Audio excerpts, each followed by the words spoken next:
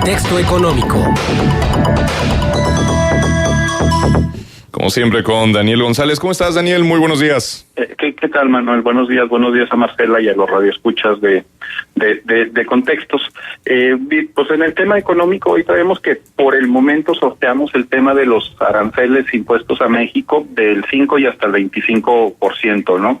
Pero es una decisión momentánea. Sin embargo, el día de hoy quiero, digamos que ampliar un poquito el análisis y ver un poquito más el tema del contexto internacional.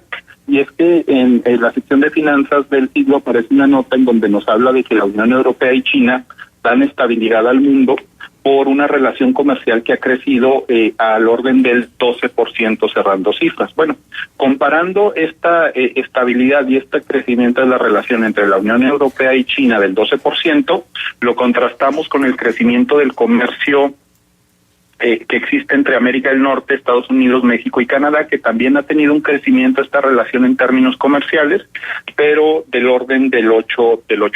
Es decir, mientras Estados Unidos, México y Canadá tienen un crecimiento en su relación comercial de 8%, la Unión Europea y China crecen al 12%.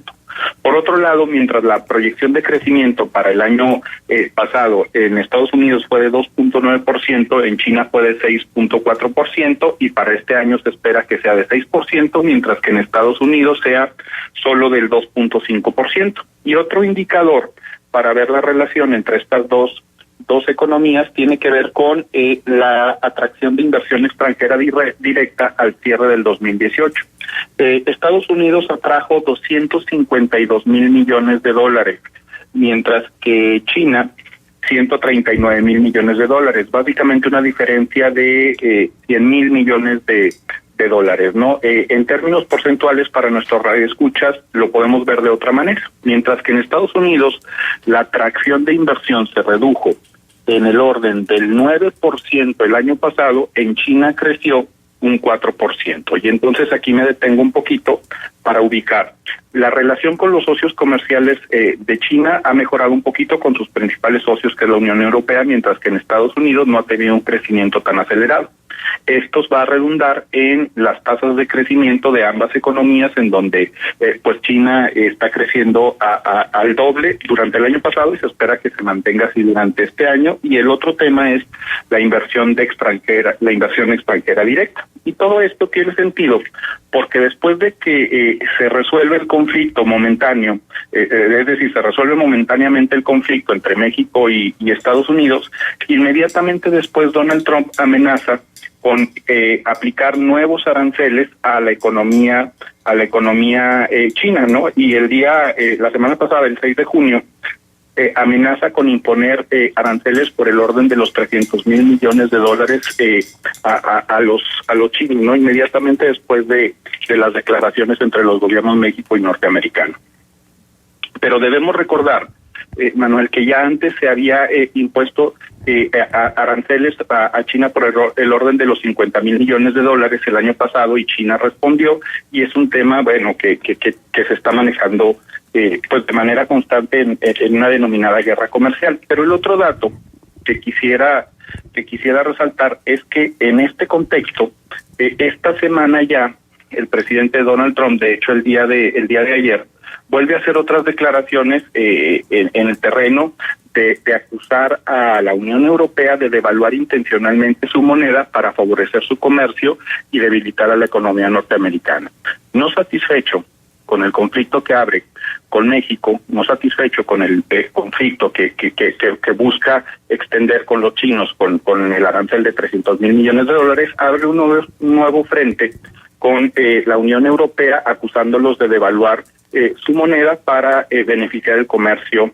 Y ahorita explico a nuestro radioescucha de aquellas naciones. Pero también se queja y pues habla de la Reserva Federal que debiera reducir su tasa de interés. Históricamente, la política monetaria se deja en manos de los bancos centrales y los gobiernos no deben intervenir en las decisiones de esta naturaleza según los criterios de funcionamiento de política monetaria. Entonces estamos hablando de 4 conflictos que está abriendo en un periodo de pues básicamente dos semanas el presidente de Estados Unidos, y tiene básicamente que ver con el tema que plantea la Reserva Federal de Nueva York. que nos está diciendo que la posibilidad de que entre en recesión Estados Unidos es de alrededor del 25% en el año 2020.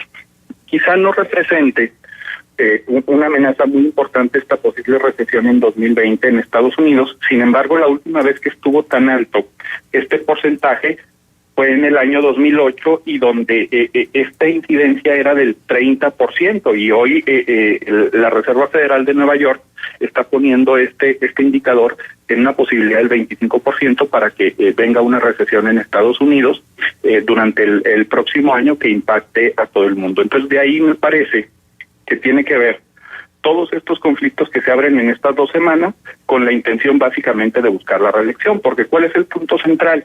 Si una economía no crece en un periodo electoral, básicamente el costo político va para el partido que está gobernando en ese momento. Exacto. Exactamente. Daniel, por ahí yo escuché algunas posturas en el sentido, bueno, algunos análisis, en el sentido de que a lo mejor una estrategia que pudo tomar el gobierno mexicano fue dejar que Trump decretara estos aranceles del 5%, porque en algún momento se le podían revertir, es decir, Estados Unidos también tendría alguna consecuencia negativa que enfrentar, entonces Congreso, gobiernos locales, empresarios hubieran reclamado a Trump, muy seguramente algún juez hubiera ordenado la suspensión de este acto quizá autoritario de Trump o quizá extralimitándose en sus funciones. ¿Eso hubiera sido posible? Que si Trump hubiera de todos modos decretado los aranceles, ¿se le hubieran revertido por presiones internas o no? Me parece que se pueden revertir, ¿no? El tema aquí es que en México el funcionamiento de la economía que nos dejaron los gobiernos anteriores nos deja sin margen de maniobra, ¿no?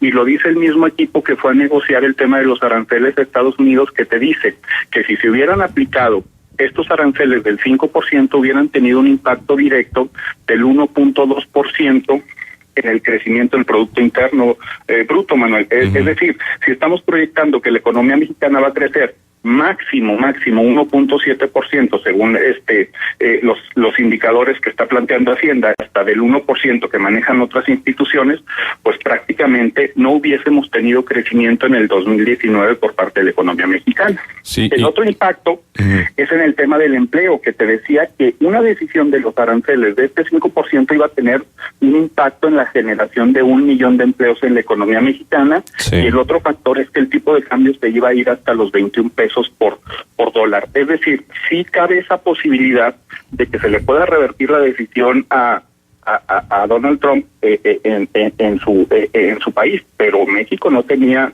margen de maniobra para poder enfrentar un comportamiento económico de esta naturaleza, y entonces tú tienes que enfrentar un costo de oportunidad. ¿Qué prefieres? ¿Un impacto en el terreno migratorio o un impacto en el terreno económico? Me parece que el margen de maniobra es mucho más amplio en el tema migratorio que en el tema económico, dadas las condiciones no solo del país, sino del contexto internacional. Sí, totalmente. Y también lo que señalaba Ebrard, que otra de las consecuencias hubiera sido que se tuviera que incrementar el IVA 10% casi de un jalón. Para poder enfrentar estos costos financieros que seguramente se iban a presentar por incrementos en tasas de interés, por las presiones inflacionarias, por el tema de los encarecimientos de los productos que vienen de fuera y pues para enfrentar los compromisos de gobierno que se están teniendo. Entonces era muy difícil que pudiera México dar espacio a que se le revirtiera esta situación en lo político al presidente de Estados Unidos. Ahora, lo que sí es una realidad es que esta decisión es de tipo momentáneo y nada nos va a blindar de que la semana que entra Donald Trump no vaya a abrir otro frente, por ejemplo, con el tema de volver a grabar el tema de las remesas, que fue un tema que empezó a plantear cuando recién llegó, y ese sería otro impacto para el funcionamiento de la economía mexicana. Y si se resuelve este tema, en 3 meses va a salir con el tema de la relación y de los conflictos por el tema de agua de la frontera, y así se la va a llevar hasta el año 2020, pero porque el tema fundamental en Estados Unidos es la posibilidad de enfrentar una recesión en el año electoral. Sí, entonces el TEMEC no está representando ninguna garantía. Y ese es otro punto que estás manejando, que es fundamental, porque es al final, digamos que la conclusión que hacen los principales analistas a nivel internacional, ¿no? Que es que el gobierno norteamericano pierde credibilidad y no da pues ningún elemento para poder creer, en la firma de acuerdos comerciales, y lo que se está poniendo en tela de juicio y lo que se está cuestionando es el funcionamiento actual del comercio internacional en el mundo, ¿no? Entonces, ¿para qué te sirven instituciones como el Fondo Monetario Internacional, como la Organización Mundial de Comercio, como los tratados de libre comercio, las uniones aduaneras, si hay alguien que no está dispuesto a cumplirlos? Y entonces se está cuestionando el funcionamiento económico, no solo entre México y Estados Unidos, sino el comportamiento económico de los últimos 40 años a nivel mundial, ¿no? Y la conclusión es esa, ¿no? Que el gobierno norteamericano pierde credibilidad, no solo con México, sino a nivel internacional, y de ahí el impacto que se tiene con la caída de la inversión extranjera directa de cerca del 9% en Estados Unidos. Ajá.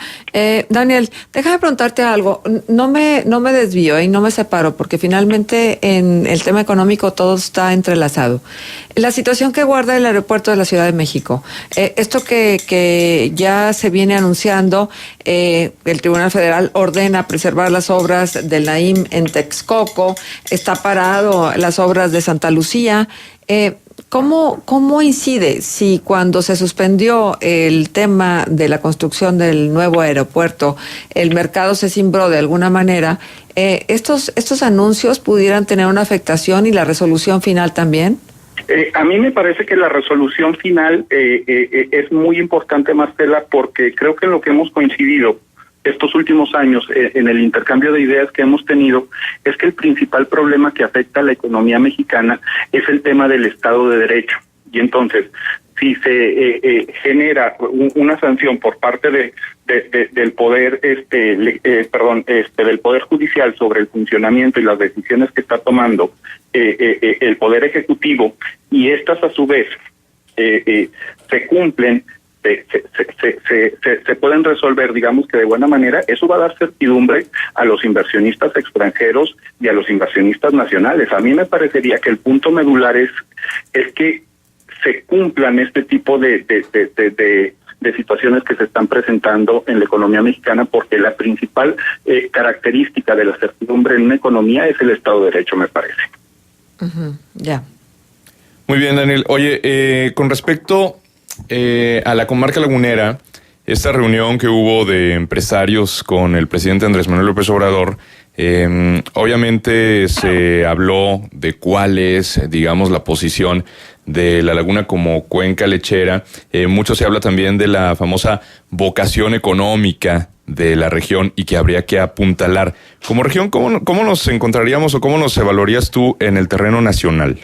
Bueno, la comarca lagunera es la 9ª economía más importante del país, y por tamaño de población somos la 10ª región más grande de México. Entonces, definitivamente la comarca lagunera es una de las regiones prioritarias para este nuevo gobierno. Y lo que yo entiendo, que es un comentario personal, con esta reunión, que es la primera que se da con empresarios de las regiones del país, que es muy importante que haya sido con empresarios de la comarca lagunera, es que se está tratando ya de trabajar inmediatamente después de este conflicto que tenemos con Estados Unidos, con la otra opción que tenemos en materia económica, que es fortalecer el mercado interno. Ante la incertidumbre que se vive en el escenario internacional y con el exterior, la posibilidad inmediata y más importante que tiene la economía mexicana es el fortalecimiento del mercado interno, y entonces esta reunión va orientada precisamente a buscar esquemas que permitan el fortalecimiento del mercado interno, y qué mejor que sea ubicando esta nueva vocación para la comarca lagunera, buscando estas alianzas estratégicas entre inversión pública y inversión privada que detona el desarrollo de la laguna. Muy bien. Daniel, pues como siempre un gusto escucharte, escuchar tu colaboración siempre enriquecedora. ¿Algún punto de contacto? Estoy a sus órdenes en redes sociales como danerto@hotmail.com. Perfecto, gracias, Daniel.